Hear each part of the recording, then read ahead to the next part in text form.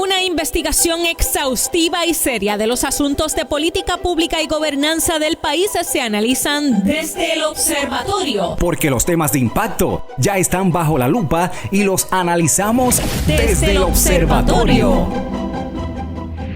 Saludos amigos y bienvenidos a Desde el Observatorio, programa del Observatorio de Sociedad, Gobernanza y Políticas Públicas de la Pontificia Universidad Católica de Puerto Rico.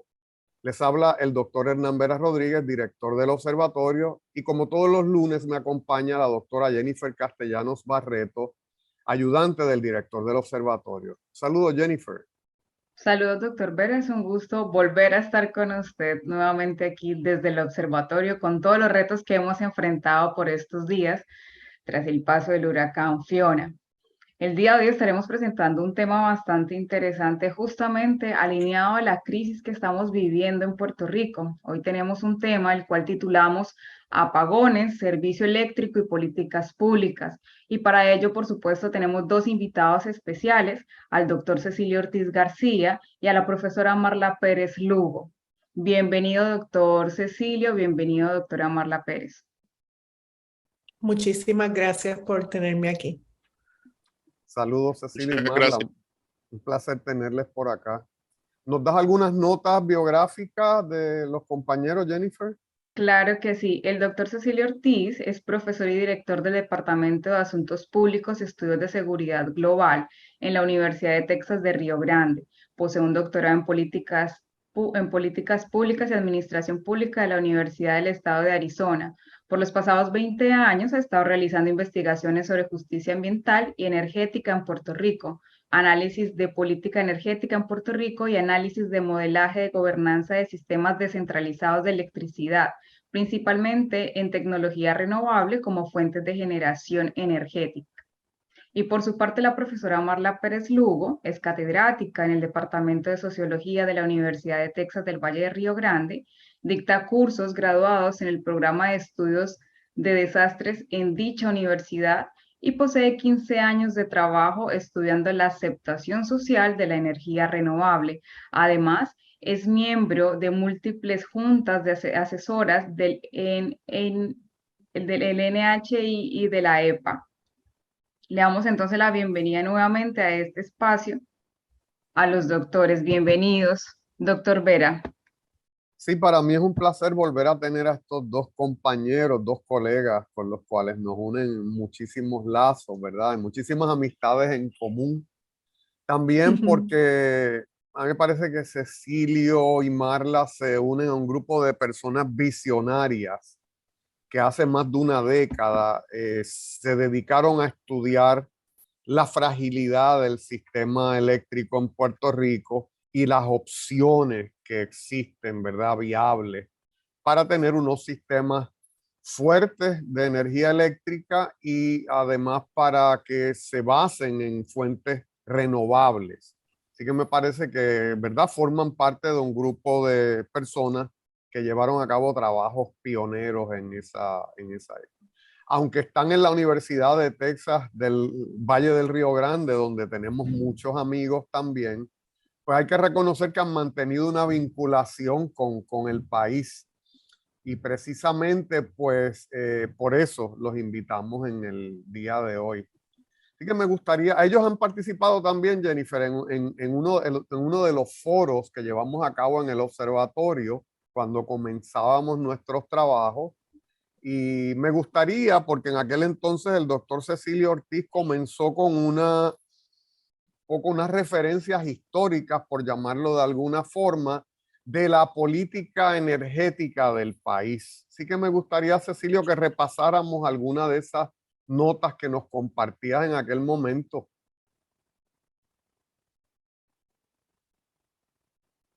¿Tienes el micrófono apagado, Cecilio? ¿Ahora me escuchan? Sí, perfectamente. Ok. Gracias de nuevo por la oportunidad de participar y nuestro abrazo solidario a ti, tu familia, a Jennifer, su familia y a todos los hermanos y hermanas en Puerto Rico que están sufriendo de nuevo los los resultados, ¿no? de esta convergencia de un evento extremo con la extrema vulnerabilidad de nuestro sistema, tanto gubernamental, social y eléctrico, que es el tema que nos trae hoy. Ciertamente partimos en nuestro análisis de sistemas eléctricos con una salvedad, ¿no? Muy lejos de ser solamente los postes, los transformadores, los cables, las líneas, los centros de comando en Monacillo, todas las tecnologías de software y computadora, los algoritmos que corren estos sistemas.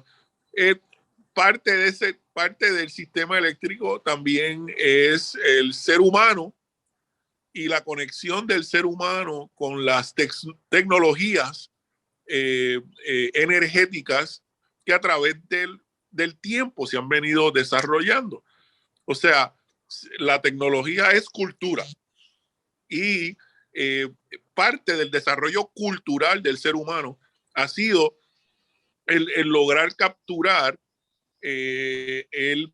la potencia para energizar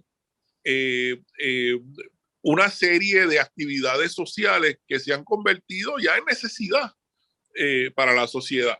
Entre ellas, el alumbrar la oscuridad, y hago referencia al título de este programa, ¿no? Del apagón.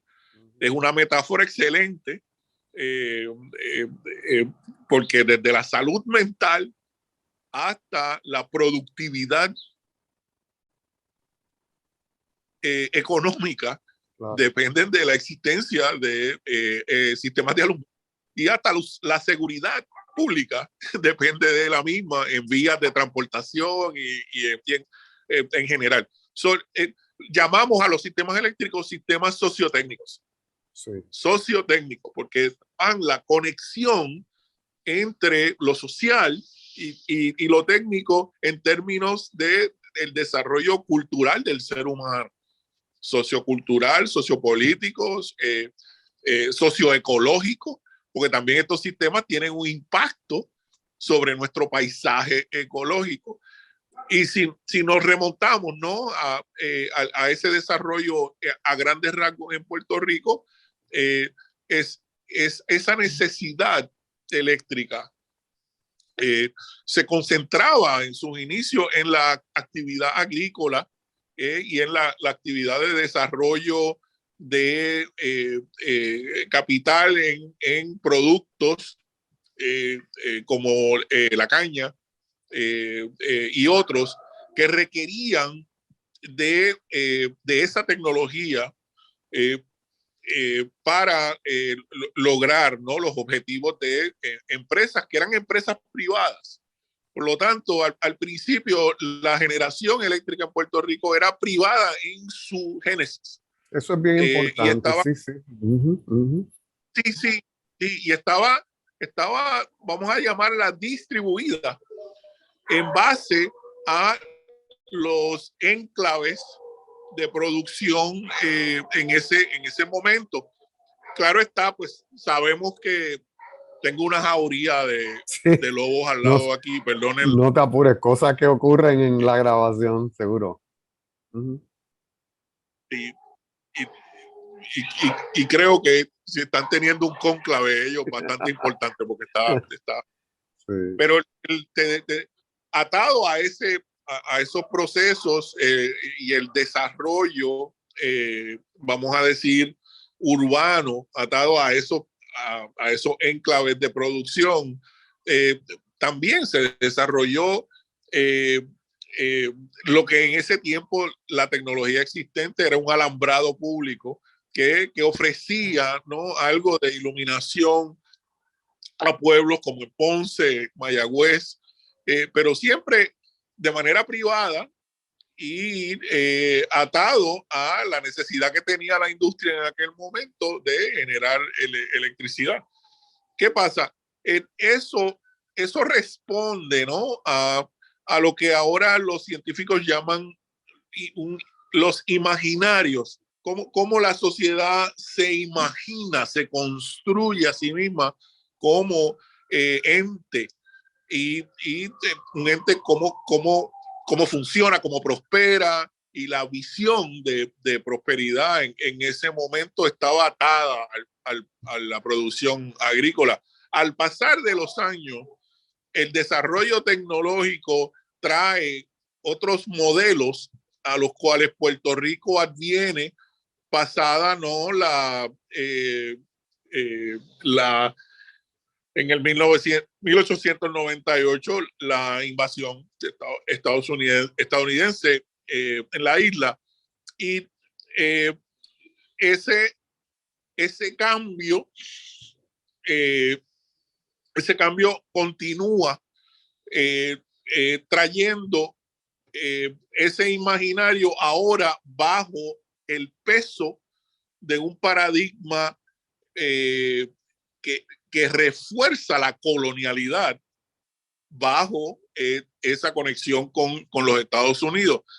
Sabemos que todo un proceso de transición, de tenencia de tierras, de dominio de diferentes empresas, pasa a manos estadounidenses y conglomerados estadounidenses que entonces traen otros imaginarios distintos a la isla. O sea, que en cierta medida también el desarrollo de nuestro sistema eléctrico ha sido un desarrollo dependiente de los intereses de entes externos a la isla.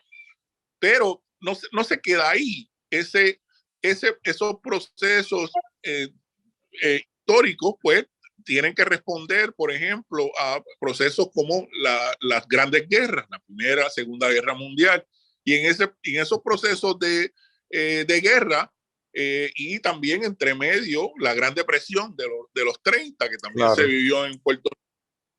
Estos paisajes energéticos cambian a la que la sociedad va cambiando. Por ejemplo, uno de los desarrollos estadounidenses en términos eléctricos en tiempos de la depresión fue la creación del Tennessee Valley Authority, que fue en su momento una innovación proveniente del Estado, que no era común, y que estaba sentado en una ideología de que el Estado tenía una gran capacidad de insertarse en procesos de desarrollo económico y sacar de la pobreza grandes conglomerados poblacionales que en ese momento estaban desempleados y no estaban generando como parte de la masa productiva trabajadora del país. De hecho, ese modelo impacta de tal manera a Puerto Rico que los inicios de lo que es el sistema eléctrico puertorriqueño, y que en el 1941 se establece como la Autoridad de Fuentes Fluviales y Riego, el modelo es la TVA. Sí. En ese momento en Puerto Rico se le llamó al modelo puertorriqueño la pequeña TVA. Sí, para los oyentes, ¿verdad? La Autoridad del Valle de Tennessee, que era uno de los proyectos de la administración de Roosevelt, ¿no? Del nuevo trato, de este nuevo impulso a la economía. Así que interesantísimo. Eso es correcto. Y de nuevo, se entrelazan la economía, la cultura, la tecnología y la política. No la podemos olvidar. El desarrollo político puertorriqueño también juega un rol en cómo el imaginario energético empieza a verse en Puerto Rico. Y ya para los años 50 tienes en la persona de Luis Muñoz Marín, alguien que ya estaba planteando los múltiples beneficios que un modelo como la TVA traería a Puerto Rico. esto no fue fácil, porque durante los 40 y su tenencia como presidente del Senado de Puerto Rico y como se estuvo dando una lucha a colmillo entre las compañías existentes de luz privadas y ese movimiento de cambio a repensar el modelo en un modelo unicéntrico del Estado para proveer un bien común y que la energía se concibiera como bien común.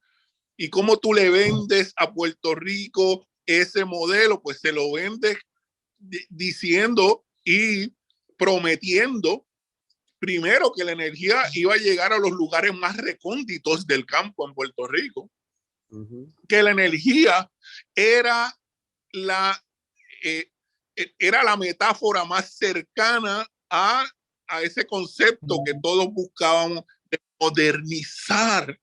La modernización venía a través de la electrificación y toda una serie de imaginarios que a través de programas como la Divetco, con los productos filmográficos utilizados en esos tiempos, ¿no? Para la capacitación comunal, comunitaria, el desarrollo comunitario, traían esos modelos. No sé si algunos de los oyentes se acuerdan del Gallo Pelón, pero fue una de esas películas de Divetco que te ponían a pensar sobre cuál es el rol de la energía, cuál es el rol de la modernidad en una sociedad puertorriqueña, en su cultura, en su forma de ser, y que traía consigo la pregunta: todos los cambios que trae el desarrollo energético del país son positivos. Mira, esas preguntas de los 40 hoy han sido sustituidas por preguntas mucho menos profundas de si a mí me llega la electricidad por la autoridad o me llega de mi placa o si yo la almaceno en una Tesla. Fíjate cómo la tecnología ha capturado el imaginario puertorriqueño para que en nuestra mente pensemos que las soluciones a nuestros problemas energéticos son tecnológicas. Claro. Y lo dejo ahí porque obviamente hay todo un desarrollo de la Autoridad de Energía Eléctrica, pero ya sabemos las bases de esa Autoridad de Energía Eléctrica, sí, y lo que se buscaba. Cuando esa autoridad ya cumple su misión en los 80, la pregunta es: ¿para qué queremos nuestro sistema eléctrico? Que es sociotécnico. Y hay en el vacío de la sociedad puertorriqueña en contestarse esa pregunta, encuentran el cambio climático y los eventos atmosféricos, encuentran a Puerto Rico en ese vacío de conceptualización, de poder como país llegar a unos acuerdos mínimos de qué país queremos tener. Y desgraciadamente esos vacíos se llenan con el poder de la captura política de los partidos y claro, no quiero hacer de algo sumamente importante una trivialidad, porque es mucho más profundo que eso, pero el apagón es la metáfora perfecta, porque se han apagado las fuentes de creación de conocimiento, se han apagado los imaginarios de lo posible en Puerto Rico, y yo creo que la planta que necesita Puerto Rico es la planta que vuelva a energizar ese imaginario común. Tremendo. Que nos permita visualizar una gobernanza distinta. Tremendo. De la energía. Eso podemos hablar después. Sí, quiero traer, ¿verdad?, una anécdota que recojo de el periódico La Perla, que es un periódico regional ponceño, donde escribía un profesor de la Benemérita Ponce High School, la Escuela Superior de Ponce, el profesor Cisco. Entonces, el profesor Cisco hablaba de que en Ponce existía la Ponce Electric, que son estas compañías privadas previas a la Autoridad de Energía Eléctrica. Entonces, quizás lo que estoy, ¿verdad? Voy a presentar la anécdota y quizás a la luz de lo que tú dices hay que reinterpretarla. La anécdota es que los residentes de Ponce, me imagino que el casco urbano y los cercanos a la central Mercedita, supongo, cansados del mal servicio de la Ponce Electric y de los constantes aumentos en la tarifa, un día se ponen de acuerdo. Quizás estaba ya lo de estatizar la energía eléctrica de fondo también, por eso te digo que hay que reinterpretarlo. Arrancaron los contadores de sus casas y los tiraron en un día frente a la Ponce Electric. Hablando de gobernanza, ¿verdad? Y hablando de todo, de estos dilemas que vivimos hoy día de lo público, lo privado, del mal servicio y de los aumentos de costo. ¿Qué te parece, Marla, este episodio? No, me parece como si hubiese sido escrito ayer. Precisamente galvaniza, ¿no? Toda esa frustración y ese dolor por el que pasa el pueblo puertorriqueño en estos momentos, precisamente porque la luz eléctrica, la electricidad se ha convertido en un recurso de primera necesidad.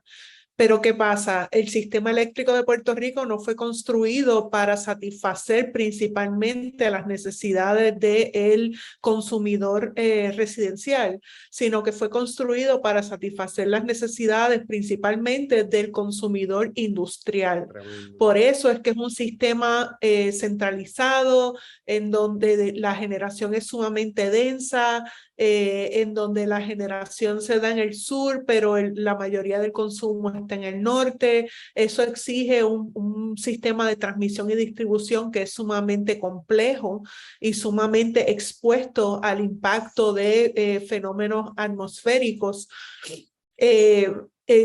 Y entonces, ¿qué pasa? El cliente residencial, pues ahora mismo se encuentra básicamente desprotegido porque la forma en que está estructurado el sistema la hace sumamente vulnerable a este tipo de eventos como los huracanes, ¿no? Claro, entonces, claro. Si el sistema eléctrico hubiese sido construido para satisfacer las necesidades del cliente residencial, entonces hubiese sido de forma distribuida, en donde la generación hubiese estado mucho más cerca al consumo, con fuentes renovables, o sea que el sistema se hubiese visto totalmente diferente a la forma en que se ve ahora.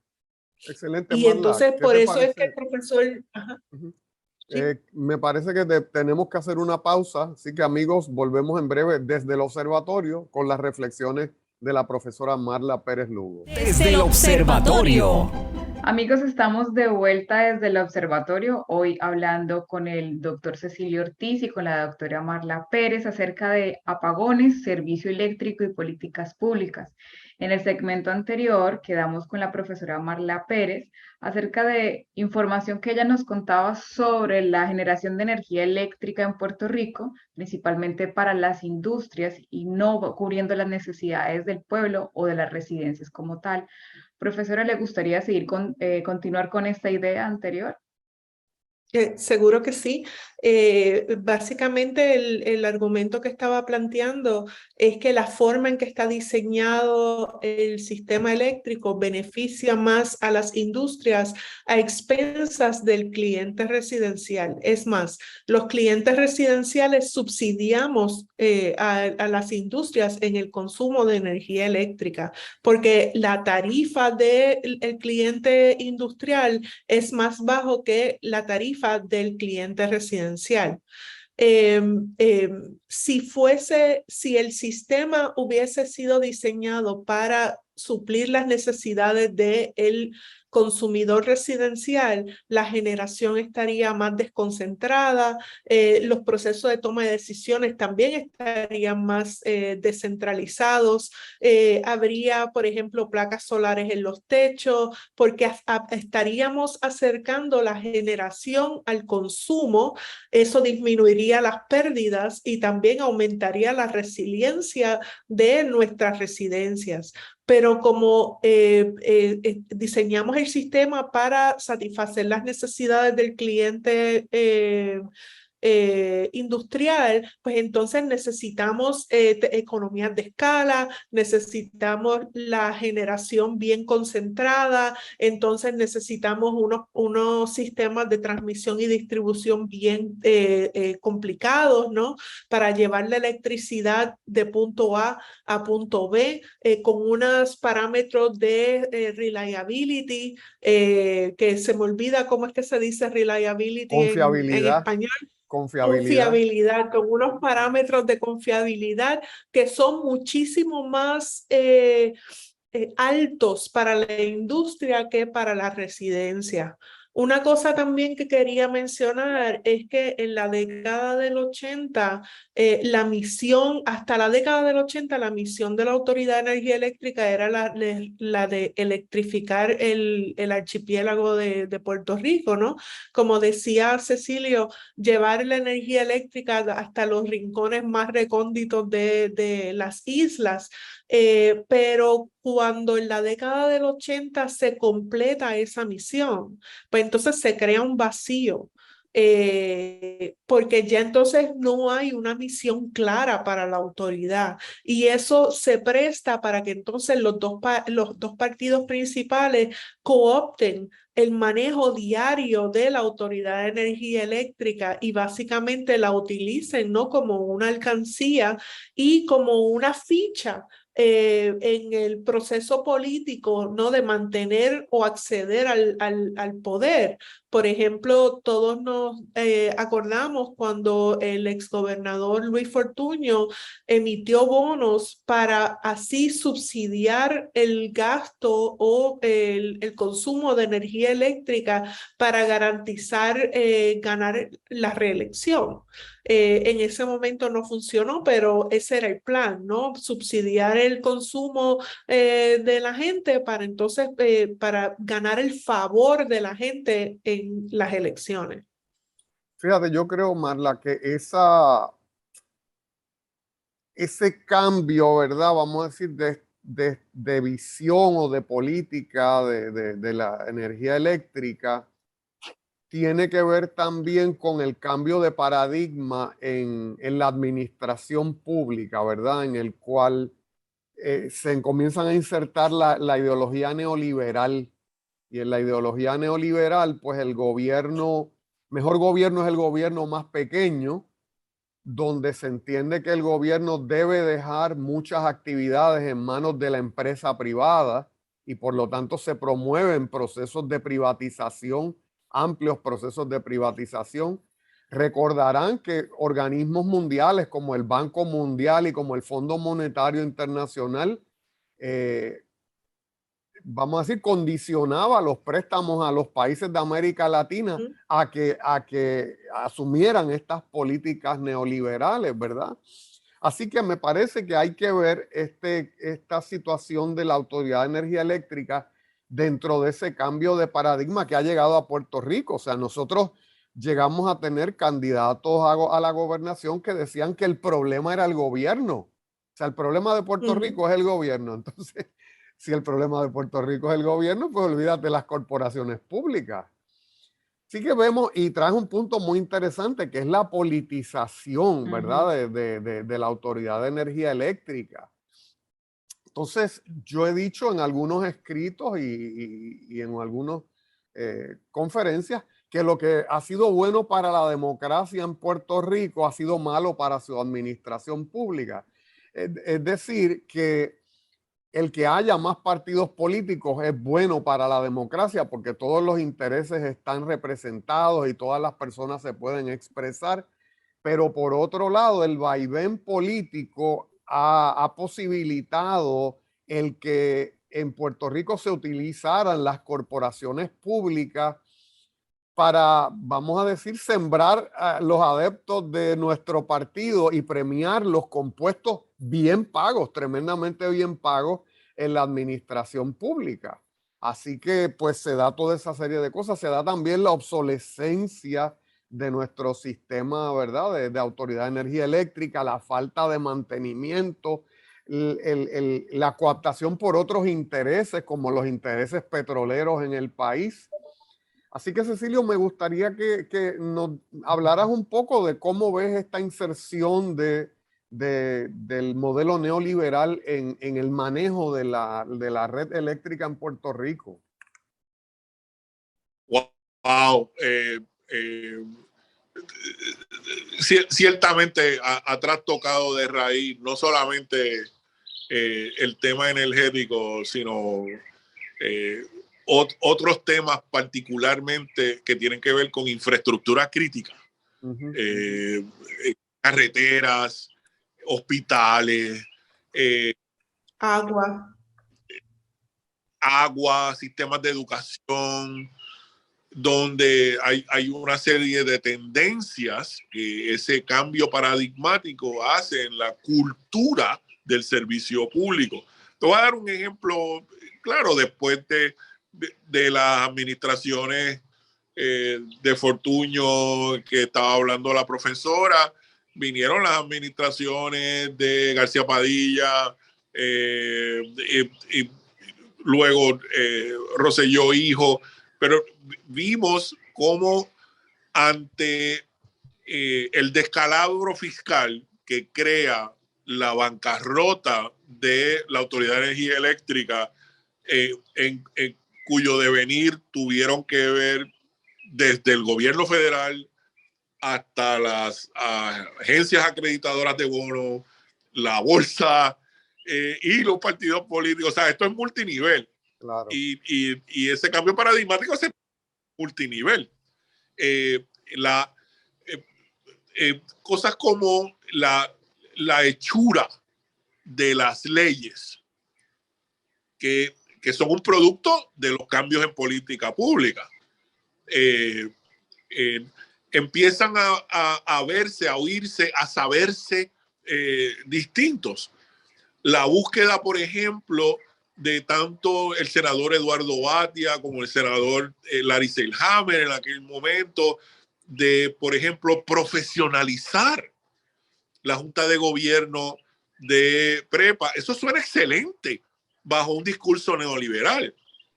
Pero cuando vimos, por ejemplo, después de María, que gente llegó de Alaska, gente bien conectada políticamente, y compró parcela en Vieques y asentó en Vieques, y luego de ser residente en Vieques, de momento yo veo que esta persona se convierte en miembro de mi junta de directores en Prepa, y yo no sé de dónde, o sea, porque es un profesional de la... uno te empiezas a dar cuenta de que ese canto de sirena neoliberal, de que el gobierno lo hace todo mal, la empresa privada, y que hay que profesionalizar el servicio público, que nadie te va a decir que no. Lo que pasa es que eso no se puede hacer a expensas de la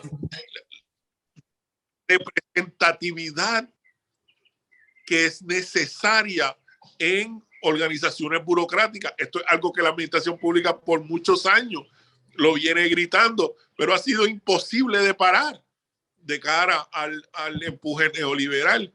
Esa representatividad, por ejemplo, de las 200,000 familias que sabemos que en el centro de Puerto Rico, en el centro de la montaña, de esas familias es donde la mayoría de las muertes que al fin el gobierno decidió abrir la caja de Pandora para discusión y el empuje de escuelas de salud pública y demógrafos del país, en última instancia nos dieron un cuadro un poco más realista de las casi 4,000 muertes.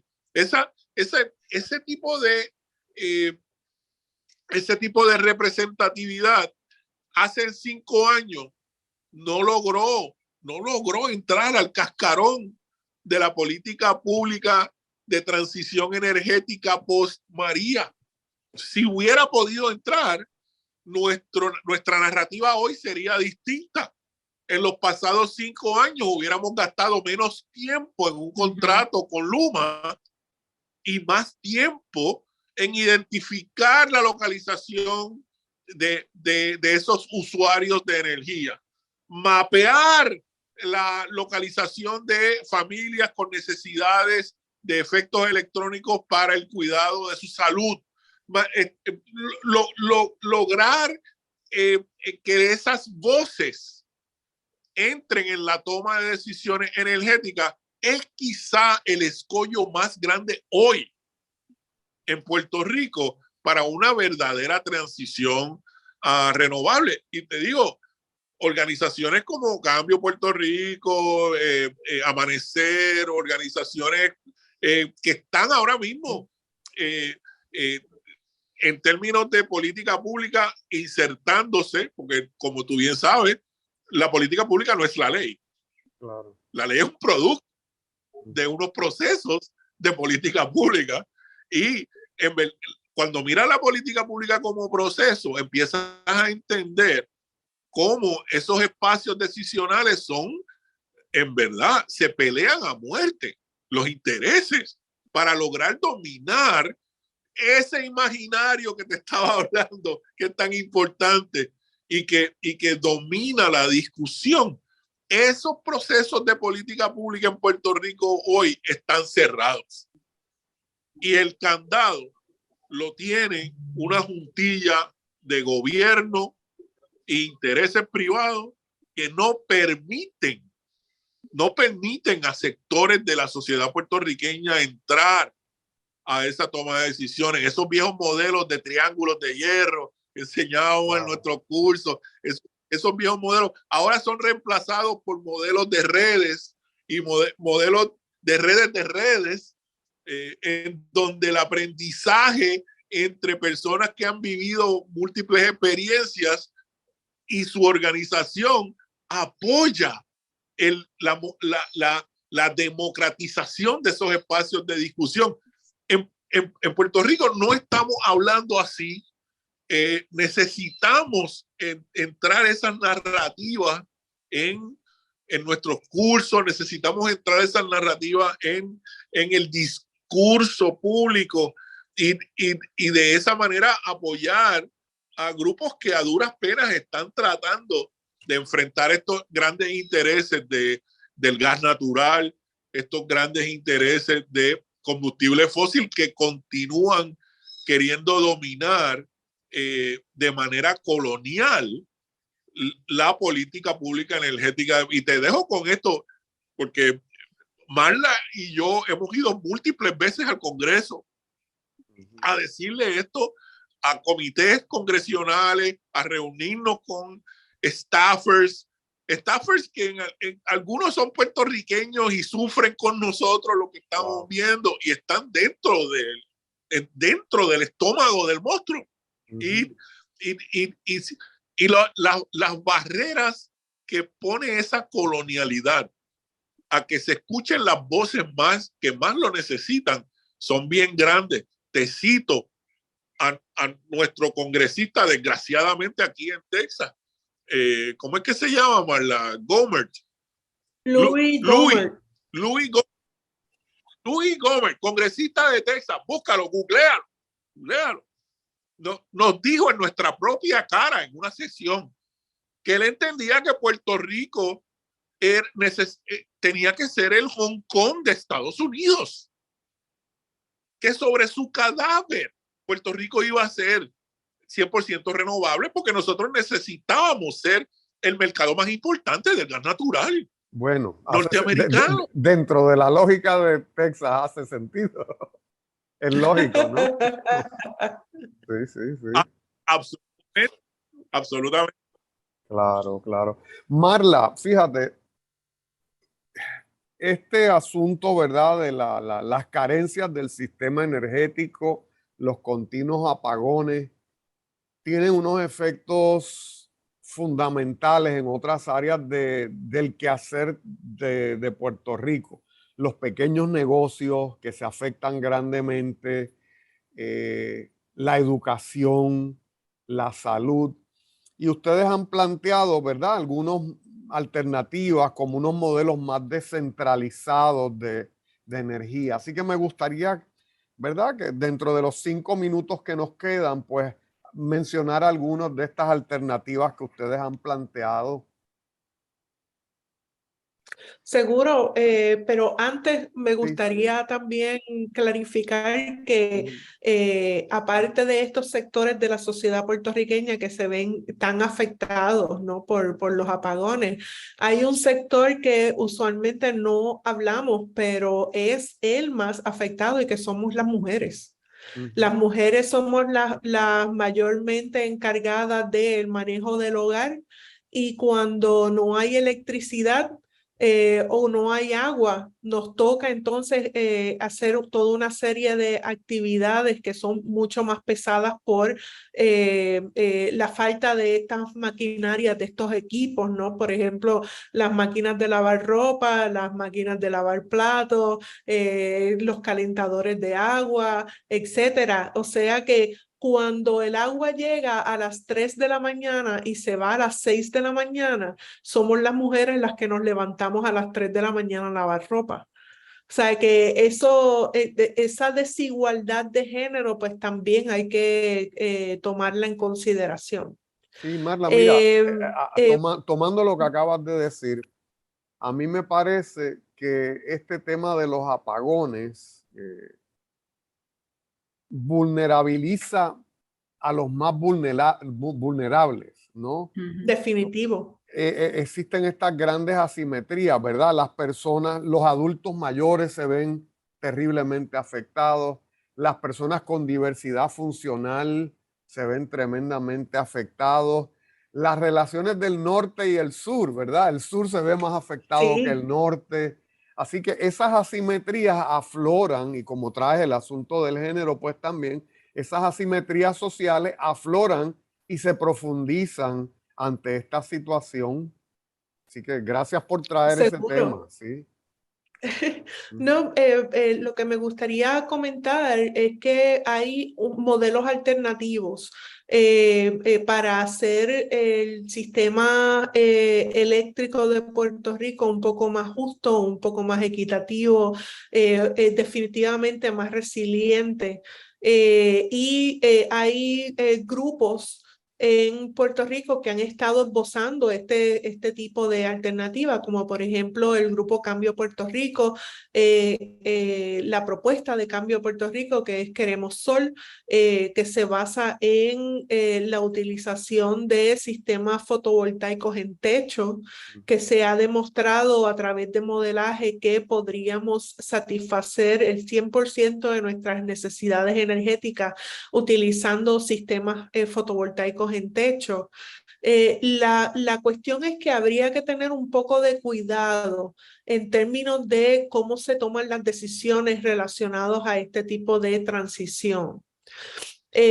Porque hay facilidades comunales, o sea, servicios que nos corresponden a todos, que entonces habría que ver cómo se cubren los gastos asociados a facilitar, por ejemplo, servicio de policía, servicio de sistema de carretera. O sea que no es tan sencillo como simplemente poner placas solares en los techos de las casas, porque hay todo un entramaje, hay todo un sistema de recursos comunes que también habría que electrificar. Y entonces la pregunta de quién paga por eso se vuelve una pregunta importante.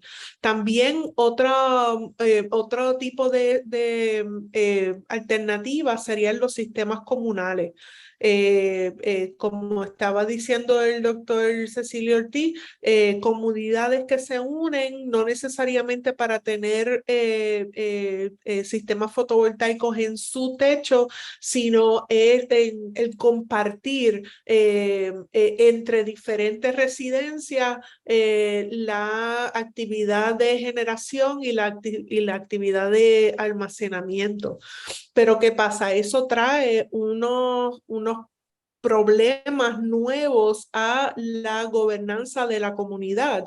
Por ejemplo, si hay solamente un sistema de almacenamiento para una comunidad completa y hay un vecino que quiere dormir con aire acondicionado, pero otra vecina tiene un hijo que es asmático y necesita tener electricidad almacenada por si acaso necesita darle un tratamiento para el asma, pues entonces esos dos usos de la electricidad empiezan a competir unos con otros, y entonces ¿cuál es el uso que gana?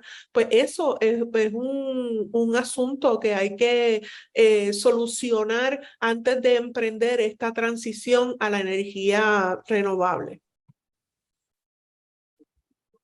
Muchas gracias, Marla. Sí, ya no podemos hablar de energía como postes y transformadores. No, al día de hoy tienes que hablar de energía como convivencia, como relaciones sociales, como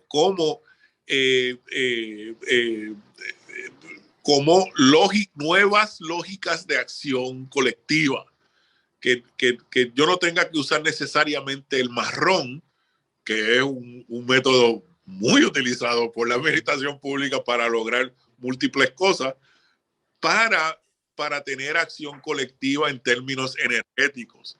Y ese imaginario, nuestra capacidad de imaginación es lo único que nos detiene de reimaginar un Puerto Rico posible, energéticamente justo y sostenible en realidad. Excelente. Pues muchísimas gracias, doctor Cecilio, profesora Marla, por el espacio, por el tiempo, un tema bastante interesante y por supuesto queda mucho más tema por el cual hablar, sobre todo en esta situación en la que atravesamos en Puerto Rico. Muy agradecidos por la participación de ustedes y como siempre hemos llegado al final de este tema, siempre se nos hace muy corto el espacio para temas tan interesantes como estos. Nuevamente agradecemos la presencia de ustedes y por haber participado en este espacio. Agradecemos, por supuesto, a todas las personas que se conectaron a través de Católica Radio y a quienes escuchan la retransmisión de este programa por algunas de las plataformas digitales de la Pontificia Universidad Católica de Puerto Rico. Como siempre, los esperamos en una próxima emisión desde el Observatorio. Muchísimas gracias. Gracias a todos. Forma parte de nuestro análisis. Comparte tus opiniones con el panel. Comunícate con nosotros a observatorio.pucpr@pucpr.edu. Desde el Observatorio, una producción de la Pontificia Universidad Católica de Puerto Rico.